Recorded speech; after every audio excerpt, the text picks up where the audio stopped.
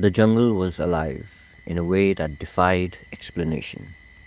Its towering trees, wrapped in thick vines, seemed to lean towards each other, their branches forming a canopy so dense it swallowed the moonlight.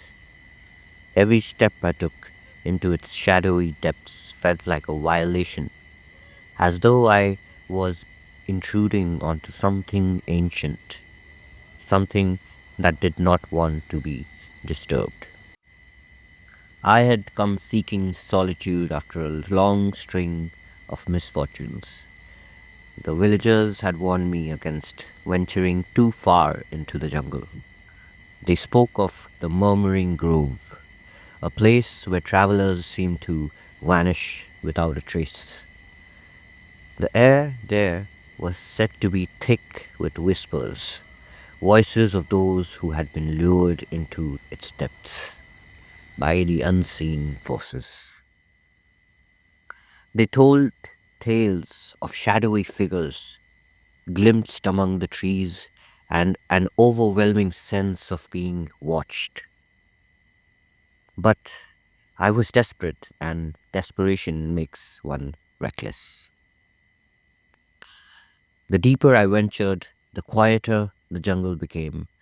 The usual symphony of the chirping insects and distant animals' cries faded away until all that remained was the sound of my own breathing.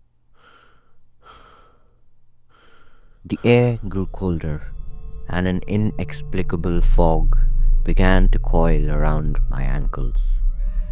The path, once well trodden, dissolved into a labyrinth of gnarled roots and moss covered stones.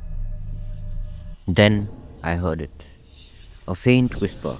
At first, I thought it was the wind threading through the leaves, but as I stood still, the sound became clearer. It was a voice, soft and beckoning. Though I could not make out the words, my heart raced, but an unnatural compulsion drove me forward. The whispers grew louder, overlapping as though a dozen unseen mouths were murmuring in unison. The trees ahead formed an arc. There were twisted branches intertwining. Beyond it lay a small clearing bathed in an airy, silvery light. At its center stood a massive tree, far older and larger than any I had seen before. Its trunk was scarred with a strange symbol, and its roots writhed as if alive. As I approached, the air grew heavier, pressing down on my chest.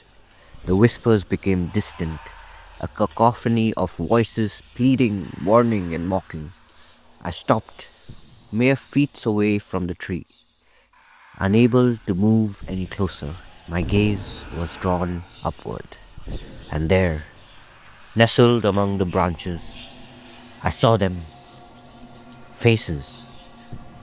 They were pale and translucent, their features frozen in expression of agony, dozens of them staring down at me with hollow eyes. Their mouths moved in silent screams, though their voices filled the air. My legs trembled, but I couldn't look away. Leave, one voice said, louder than the rest. It came from a face directly above me, its eyes locked into mine. Before it takes you. My body screamed at me to run, but my feet felt rooted to the ground. Then the earth beneath me shifted, and a root snaked around my ankle, pulling me toward the tree. I struggled, my hands clawing at the soil, but the roots were relentless. The faces above contorted, their mouths widening into grotesque grins. Stay, another voice barked. Sickly sweet, join us. The fog thickened, swirling around me, and the jungle seemed to close in. Shadows fitted at the edges, of my vision, shapes that were not human yet felt sentient. I screamed, but the sound was swallowed by the oppressive air. The roots tightened their grip. Desperation surged through me, and I clawed at the ground with renewed vigor. My fingers found a jagged stone, and I swung it at the root around my ankle. The impact sent a shock through my arm, but the root recoiled, hissing like a living thing.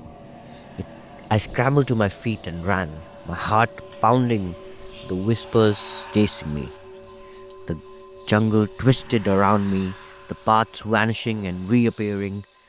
The faces of the tree seemed to materialize on the trunks of the surrounding trees, their hollow eyes tracking my every move. The whispers grew louder, drowning out my thoughts until all I could hear was their insidious chant: "You cannot escape." Somehow, I stumbled out of the jungle just as dawn broke. The villagers found me at the edge, trembling and covered in scratches and bruises. I tried to tell them what I had seen, but they only shook their heads, their faces pale. "You were lucky to escape," one of them said. "The Murmuring Grove doesn't let its prey go easily." I glanced back at the jungle, its dark depths now illuminated by the rising sun. For a moment, I thought I saw a face staring at me from the shadows, a face that was eerily familiar. It was mine. And then it vanished, leaving me with the sinking realization that a part of me had never left that cursed place.